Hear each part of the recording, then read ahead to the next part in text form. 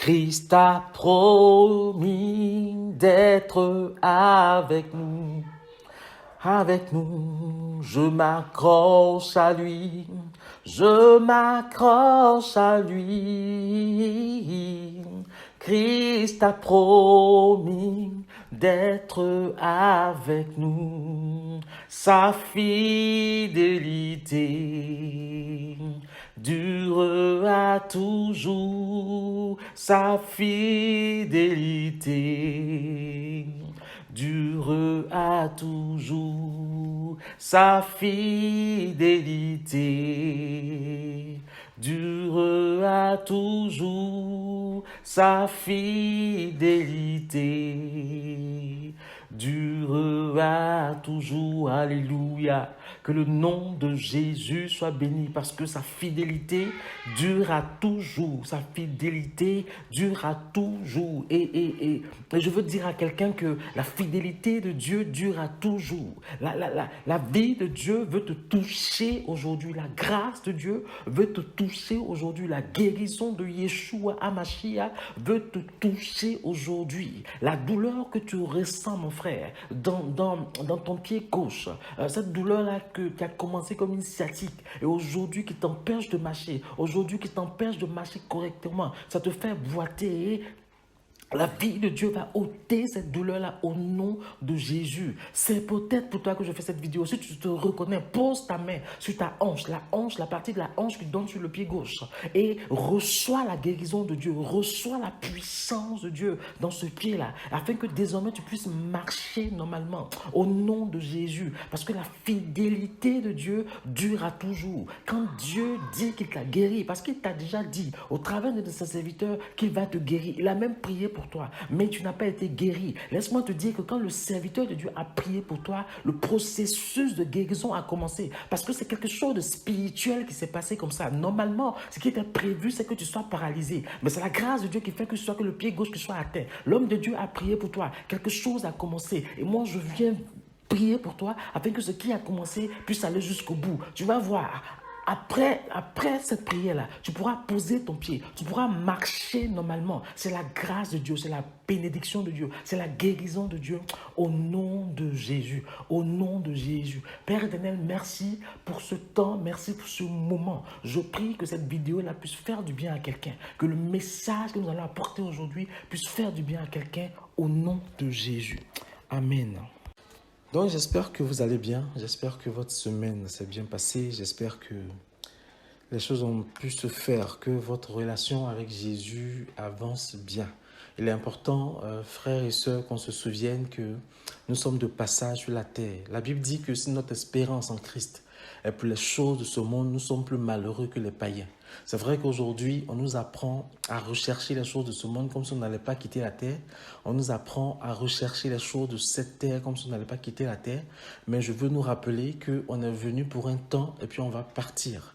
Dieu qui nous a mis sur la terre, il sait exactement ce dont on a besoin pour vivre le temps qu'il faut avant de partir. Ce n'est pas la peine de nous tuer, ce n'est pas la peine de nous fatiguer à vouloir amasser inutilement des choses qui ne vont pas nous suivre. Laissons Dieu nous conduire, qui nous donne ce dont on a besoin pour nous, pour nos enfants. Quand on lit bien la Bible, on comprend que Dieu nous donne même ce qu'il faut pour notre superflu, pour nos loisirs. Voilà, mais il va nous donner juste l'essentiel. Donc, arrêtons de courir après ces évangiles-là qui nous promettent des choses qu'on ne verra jamais. Ça fera de nous des chrétiens frustrés. On va détester les hommes de Dieu pour rien. En même temps, on n'est pas obligé de les suivre. On n'est pas obligé d'écouter forcément cette chose-là. La Bible dit que Jean-Baptiste a prêché tout le temps la repentance. Il y avait du monde pour l'écouter. Jésus est venu prêcher le royaume des cieux. Il y avait des gens pour l'écouter. Parce que nous sommes de passage et notre objectif, c'est le royaume des cieux. Il faut, chrétiens, qu'on comprenne ça. Il faut, chrétiens, qu'on comprenne ça. Mon texte d'aujourd'hui, pour traiter de ce que je veux traiter aujourd'hui, c'est Luc 17, verset 11, verset 19. Vous savez, on prend le temps de prier Dieu. Et pendant que je priais, pendant qu'on cherchait la face de Dieu, le Seigneur me fait comprendre comme ça que Il y a des serviteurs, enfin des pseudo-serviteurs, des gens qui disent qu'ils sont ses serviteurs, qui ne l'ont jamais rencontré. Or, ils ont entendu parler de lui. Ils ont entendu parler de lui, mais ils ne l'ont jamais rencontré. Bien aimé, si aujourd'hui on prend le temps de venir nous dire qui sont ces serviteurs-là qu'on écoute, qui n'ont jamais rencontré Jésus, ça va vous choquer. Mais aujourd'hui, les chrétiens sont devenus, excusez-moi l'expression, sont devenus un peu bêtes. Voilà. En fait, au lieu de soutenir Jésus, au lieu de défendre le message de l'évangile, on va défendre un homme. En fait, on est là comme aveuglé, et quand on dit telle chose sur tel homme de Dieu, même quand il a fait des bêtises, on peut le soutenir, c'est vrai, mais il faut reconnaître qu'il a fait des bêtises. Il faut reconnaître que ce qu'il a dit, c'est pas juste. On a des chrétiens qui pensent que les pasteurs qui sont à la tête de leurs églises ne se trompent jamais. Ils sont même Dieu, ils ne se trompent jamais. Et quand tu oses leur dire que ce que ton pasteur a dit, je ne suis pas tout à fait d'accord, tu deviens, voilà, tu deviens un chrétien à fuir. Chrétien, faisons attention. L'Esprit de Dieu m'a dit qu'il y a des serviteurs, des gens qui se disent ces serviteurs qui ne l'ont jamais rencontré, qui ne sont jamais nés de nouveau. Et il faut qu'on comprenne cela. Il faut qu'on retienne cela. C'est pour cela qu'il est important. Dans des vidéos passées, j'ai dit que pour fréquenter une assemblée, il faut se laisser conduire par Dieu. Il faut se laisser diriger par Dieu. Voilà, c'est important que je précise cela. Frères et sœurs, quand vos épouses vont voir seuls des pasteurs, dites non. Voilà, si elle doit aller voir un pasteur, qu'est-ce que le pasteur a à lui dire que toi, son mari, tu ne peux pas écouter? Il faut partir avec elle. Si le pasteur ne veut pas que tu viennes, tu dis à ton épouse, elle ne partira pas. Parce que je ne sais pas ce que le pasteur a à dire à ton épouse que toi, tu ne peux pas entendre. Bien-aimées sœurs, quand vos époux veulent aller voir des servantes de Dieu seuls, dites non. Si la servante de Dieu a quelque chose à lui dire de la part de Dieu, elle peut le dire devant ta face, elle peut le dire devant vous. Ou si vous devez, mes sœurs, aller voir un pasteur seul, demandez au pasteur si son épouse sera là. Si son épouse ne sera pas là, alors prenez rendez-vous quand son épouse sera disponible.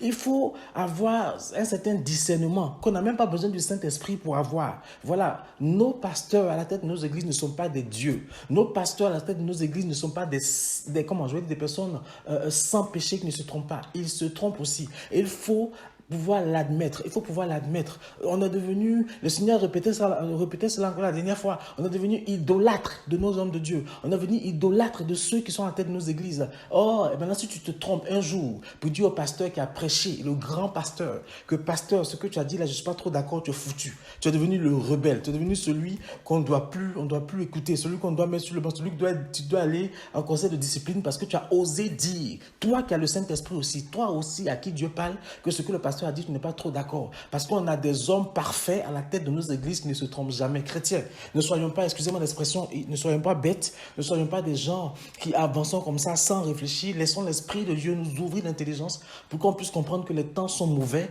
et qu'il y a des loups dans la bergerie. Des hommes de Dieu qui viennent avec des miracles, des révélations, des prophéties, mais qui ne sont pas de Dieu. Et on les suit bêtement. Il faut que tu comprennes que quand tu vas dans une église où celui qui est là n'invoque pas Jésus, toi-même, tu es en train d'être envoûté. Du coup, ton intelligence devient obscurcie et tu perds ton discernement. Et il faut faire attention. Voilà, je tenais vraiment à préciser cela. Je sais que ce que je dis ne plaît pas toujours. Je sais que ce que je dis, on n'aime pas toujours entendre ça, mais souffrez que je me permette de dire ce que je crois que l'Esprit de Dieu me met à cœur pour le dire. Les temps sont mauvais. Les temps sont mauvais et l'Esprit de Dieu voudrait vraiment que les chrétiens, ceux qui se disent enfants de Dieu, puissent se préparer à son retour, Il faut vérifier que dans notre lampe, il y a suffisamment d'huile afin que quand l'époux viendra, on soit prêt à partir. Ne soyons pas comme ces vierges folles qui ont pensé qu'ils avaient le temps. On n'a pas le temps, on n'a plus le temps. On ne peut pas jouer avec notre vie comme ça. On ne peut pas laisser quelqu'un, un serviteur de Dieu, aussi grand soit-il, jouer avec notre vie comme ça. Il faut faire attention. Amen, amen. Mon texte de base aujourd'hui, c'est donc, comme je l'ai dit, Luc 17, 11 à 19. Donc, Jésus passait le long de la frontière de la Samarie et de la Galilée. Au verset 12, « Et en entrant dans un village, 10 hommes lépreux vinrent à sa rencontre. Ils se tenaient éloignés, ils élevaient la voix et dirent. » Amen. Donc, pour élever la voix et dire à Jésus de les guérir, Et il fallait qu'ils entendent parler de Jésus. Il fallait au moins qu'ils connaissent Jésus par information. Voilà, donc ils ont entendu parler de Jésus et je ne sais pas, ce qu'ils faisaient là, c'est dit lépreux. Je ne sais pas s'ils étaient en train de marcher et puis ils ont vu Jésus. Je ne sais pas s'ils étaient venus expressément pour chercher Jésus, mais une chose est sûre, ils ont vu Jésus et ils ont élevé la voix pour demander quelque chose à Jésus. Pour venir à la rencontre de Jésus, il faut au moins entendre parler de Jésus. Il faut au moins savoir qui est Jésus pour interpeller, entre guillemets, pour crier à Jésus. Il faut savoir qui il est. On ne peut pas rencontrer Jésus si on ne le connaît pas. C'est seulement si on le connaît qu'on vient à lui en espérant recevoir quelque chose de lui. Or, pour recevoir quelque chose de Jésus, il faut le connaître afin de savoir ce qu'il est en mesure de nous donner, ce qu'il peut nous donner. Et ces 10 lépreux-là ont compris que Jésus pouvait leur apporter quelque chose. Ces 10 lépreux-là ont entendu parler de Jésus et ils ont cherché à le rencontrer. Ils ont cherché à le rencontrer. Ils ont espéré que dans leur marche, ils allaient le rencontrer. Ils ont espéré qu'un jour, au détour d'une balade, ils allaient le rencontrer. Je rappelle juste que quand on est lépreux, on est mis en dehors de la ville. On ne participe plus à la vie de la ville. Quand on est lépreux, on est en dehors de la société. Donc, pour revenir dans la société, normalement, il faut être pur. Et c'est cette pureté-là que ces gens-là venaient chercher auprès de Jésus. Parce qu'ils ont compris, ils ont entendu que ce Jésus-là peut les rendre purs. Ils ont entendu que ce Jésus-là peut les guérir. Ils ont entendu que ce Jésus-là peut leur permettre à nouveau de revenir à la vie normale. Aujourd'hui, les lépreux, ce sont les enfants de Dieu qui sont dans l'église, mais qui n'ont pas encore compris que pour demeurer dans l'église et faire partie de la grande église, il faut être pur. Il faut laisser Jésus nous purifier. Aujourd'hui, ces lépreux-là, c'est des gens qui sont dans l'église et qui marchent comme s'ils étaient en dehors de l'église et qui marchent comme s'ils étaient des non-enfants de Dieu. Aujourd'hui, dans l'église, les lépreux, c'est les gens qui sont nés dans l'église et qui ont appris les attitudes des chrétiens, mais qui ne sont pas chrétiens, Ils entendent parler de Jésus, mais ils ne sont pas encore en train de crier à Jésus pour que Jésus puisse les rendre purs. Bien-aimés frères, si tu es dans l'église et que tu n'as pas encore rencontré Jésus, il est temps encore pour toi de faire comme ça dit lépreux, de crier à Jésus pour qu'il puisse te rendre pur. Mais les lépreux aussi, c'est des personnes-là qui ne connaissent pas Jésus, qui sont en dehors de la vie de Jésus, qui sont en dehors de la vie de l'Église, qui sont en dehors de la relation avec Jésus. Il faut que eux aussi, ils entendent parler de Jésus, ne serait-ce que par information, ne serait-ce que par notre attitude, ne serait-ce que par notre manière de vivre, pour qu'ils viennent aussi crier à Jésus. C'est à nous, enfants de Dieu. C'est à nous qui avons reçu Jésus. C'est à nous qui sommes nés de nouveau de permettre à ces personnes-là de venir à la rencontre de Jésus par notre témoignage, par notre manière de vivre. Amen, amen. Comme je l'ai dit, pour rencontrer Jésus, il faut le connaître. Et c'est à nous de faire connaître Jésus aux autres. Ce n'est pas notre attitude que les gens vont connaître Jésus. Les 10 lépreux sont allés à la rencontre de Jésus. Les 10 lépreux, quand ils ont vu Jésus, quand ils ont reconnu Jésus, ils sont allés à la rencontre de Jésus. Rencontrer quelqu'un, c'est croiser la personne sur un chemin. Ou précisément, c'est croiser la personne sur son chemin. C'est voir la personne sur son chemin. Rencontrer quelqu'un, c'est se trouver en présence de cette personne. Parfois sans l'avoir voulu. Et donc, comme je l'ai dit, je ne sais pas si les lépreux là ont voulu ou pas. Mais dans tous les cas, ils ont vu Jésus, ils ont rencontré Jésus. C'est le cas de ces 10 lépreux. Ils se sont retrouvés en présence de Jésus, dont ils avaient entendu certainement parler, et ils sont donc venus plus près. Ils sont donc venus pour être purifiés. Ils sont donc venus pour être, en guillemets, sanctifiés, pour être guéris de la lèpre. Amen. Au verset 13, on dit Jésus. Et donc, ils ont élevé la voix au verset 12 pour dire Jésus, Maître, aie pitié de nous. Ils avaient tous la même demande. Ils avaient tous le même besoin. Ils étaient 10. Et quand on lit plus tard, on va comprendre qu'il y avait un Samaritain parmi ces 10 lépreux-là. Et ils avaient tous le même besoin, le même désir, c'est être guéris. Mais ils ont compris que cette guérison était une faveur. Amen. Ils voulaient tous être guéris, mais ils ont compris que cette guérison était une faveur. C'est pour cela qu'ils ont dit Jésus, Maître, aie pitié de nous. Donc le fait que Jésus accepte de les purifier, le fait que Jésus accepte de les guérir, ils ont compris que c'était une faveur, c'était une grâce. C'est pour cela qu'ils demandent à Jésus d'avoir d'abord pitié d'eux. Ils ne disent pas Jésus, guéris-moi. Ils ne disent pas Jésus, purifie-nous. Ils disent Maître, aie pitié de nous. On nous a pendant trop longtemps, fait croire qu'en tant qu'enfant de Dieu, on n'a que des droits. En fait, on nous a fait comprendre qu'en tant qu'enfant de Dieu, on n'a qu'à dire telle chose, à réciter telle incantation pour que les choses se passent. Mais il faut qu'on comprenne qu'en tant qu'enfant de Dieu, tout ce que Dieu veut faire pour nous, Dieu le fait par pure grâce. Quand on s'approche de Dieu, il faut s'approcher de lui comme venant bénéficier d'une grâce et non d'un droit. C'est vrai que dans sa parole, Dieu a dit des choses. Et comme il met sa parole au-dessus de lui, il se doit à lui-même d'accomplir ce qu'il a dit. Mais ça reste une grâce, ça reste une faveur. Il faut comprendre cela. Il faut comprendre qu'avec Dieu, tout est grâce. Il faut comprendre qu'avec Dieu, tout est faveur et non un droit et non une obligation. On nous a fait croire pendant longtemps que Dieu est obligé de faire ça pour nous. Il n'est pas obligé de faire ça pour nous. Dieu a envoyé Jésus qui a donné sa vie à la croix. Son sang est versé pour nous. Le temps de grâce est ouvert pour nous. Si tu veux, tu entres. Si tu veux, tu ne rentres pas. Ça, c'est ton problème. Mais Dieu a fait son rôle. Et selon comment tu vas entrer dans ce temps-là, ce qu'il a prévu pour toi va arriver. Pas plus, pas moins. Il n'est pas obligé de faire quoi que ce soit. Tout n'est que grâce. Et c'est dit, les preux là, crient leur désespoir de grâce, crient leur désespoir de guérison, ils crient leur désir de guérison, ils crient leur besoin de guérison à Jésus. Et ils ont vu Jésus et ils lui ont dit que le Maître ait pitié de nous, parce qu'ils ont compris que seul Jésus pouvait les rendre purs. Amen, amen. Au verset 14, dès qu'il les a vus, Jésus, il leur dit, allez vous montrer au sacrificateur. Et pendant qu'ils y allaient, il arriva qu'ils furent guéris. Jésus n'a pas entendu qu'il leur demande d'être guéris.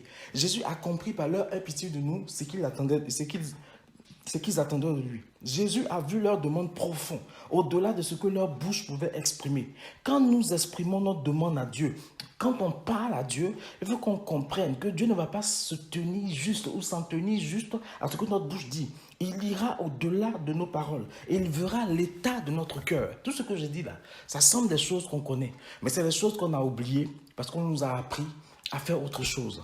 Amen. C'est dit, les preux là sont partis sur la demande de Jésus vers les sacrificateurs conformément à la loi pour rendre témoignage de leur guérison. C'est une guérison qui se produit au fur et à mesure. En fait, quand Jésus leur a dit de partir, c'est une guérison qui n'était pas instantanée. Elle s'est produite au fur et à mesure.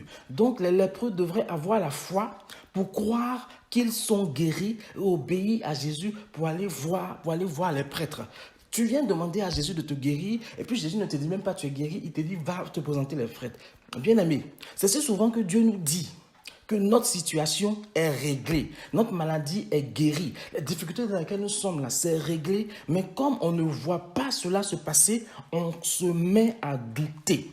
Tout ce que Dieu fait est un processus. Quand une révélation nous dit que telle chose va aller, quand une révélation nous dit que telle chose va se passer, c'est que le processus a commencé dans le spirituel. Et notre foi fera que cela va être dans le visible. Notre foi fera que cela va paraître dans le visible. Il faut donc juste obéir à Dieu, juste laisser Dieu faire ce qu'il a voulu faire. C'est un processus. Selon ce qui se passe dans le spirituel, le processus sera plus ou moins long. Mais il faut juste écouter Dieu. Il faut juste faire comme ces lépreux-là. Jésus a dit, allez vous présenter. Il n'a pas dit, vous êtes guéris. Il dit, allez vous présenter. Mais ils connaissent la loi. Et ils savaient que selon la loi, s'ils vont se présenter aux sacrificateurs, il faut que ceux-là confirment qu'ils sont purs. Donc, ils ont écouté Jésus. Ils ont cru en Jésus. Ils ont obéi à sa parole. Ils se sont dirigés vers les sacrificateurs parce qu'ils étaient convaincus que quelque chose allait se passer. Au verset 15, on dit, l'un d'eux, se voyant guéri, revint sur ses pas, glorifiait Dieu à haute voix. Il a été reconnaissant à Dieu et cela a confirmé, a conforté été sa guérison. Bien souvent, on ne demeure pas longtemps dans les grâces de Dieu. On ne demeure pas longtemps dans les guérisons, dans les bénédictions de Dieu parce qu'on ne sait pas être reconnaissant. On s'approprie la gloire de Dieu. On s'approprie ce que Dieu a fait. En fait, on a réussi parce qu'on est très intelligent. On a réussi parce qu'on sait s'organiser. Mais on n'a pas réussi parce que Dieu nous a fait grâce. Et c'est ce qui fait que souvent, on ne dure pas dans certaines grâces. On ne dure pas dans certaines bénédictions parce qu'on ne sait pas être reconnaissant. On ne sait pas rendre la gloire à Dieu. Au-delà de la première rencontre, il a cherché à connaître Jésus. Ce lépreux-là qui est retourné voir Jésus. Amen.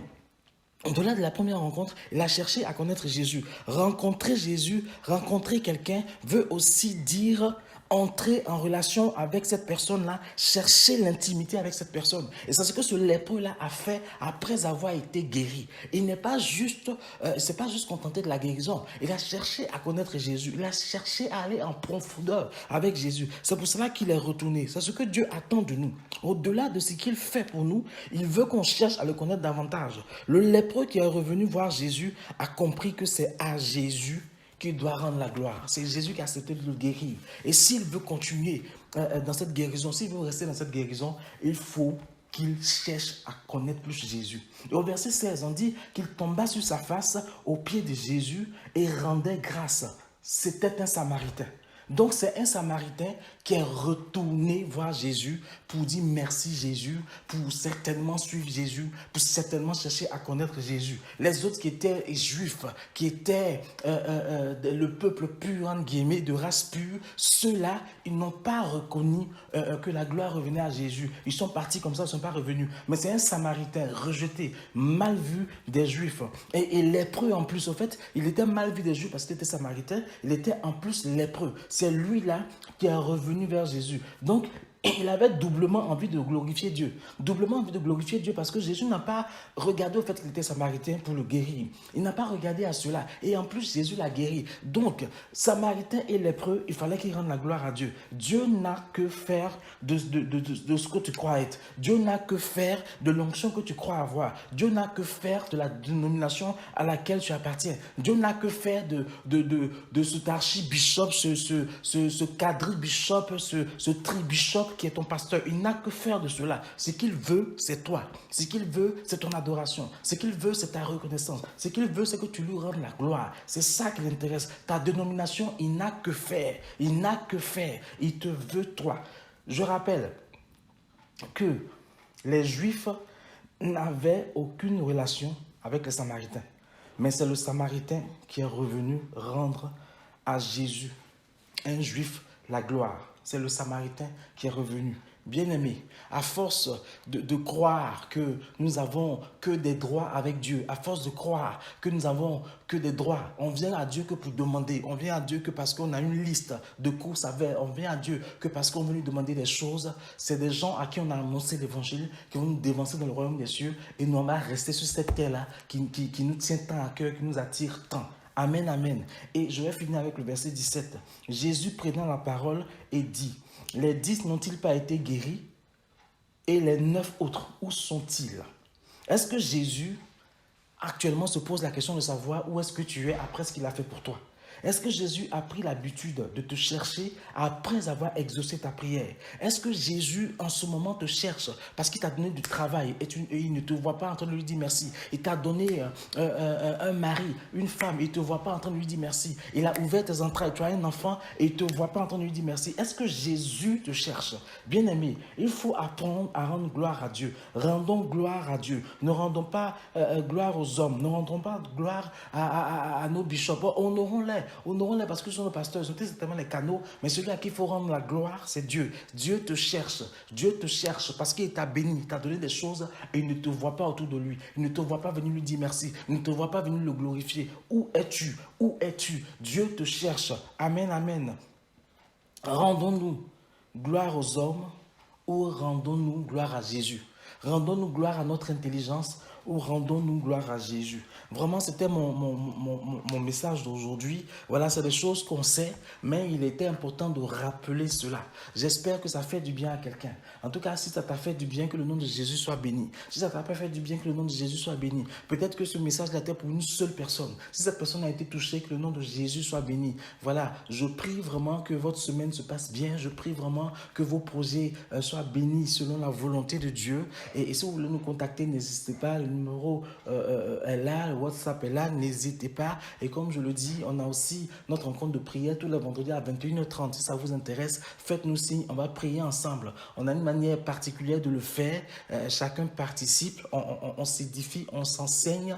Mais voilà, tout le monde est participatif. Donc, si ça vous intéresse, n'hésitez pas. Si vous avez des sujets de prière, voilà, n'hésitez pas aussi. On en reçoit, on prie pour ces personnes-là. Et vraiment, si vous avez besoin aussi qu'on parle avec vous, n'hésitez pas. Nous sommes là et Dieu nous donne de pouvoir faire certaines choses et on le fera. Que le nom de Jésus soit béni et surtout n'oubliez pas, Dieu c'est notre papa.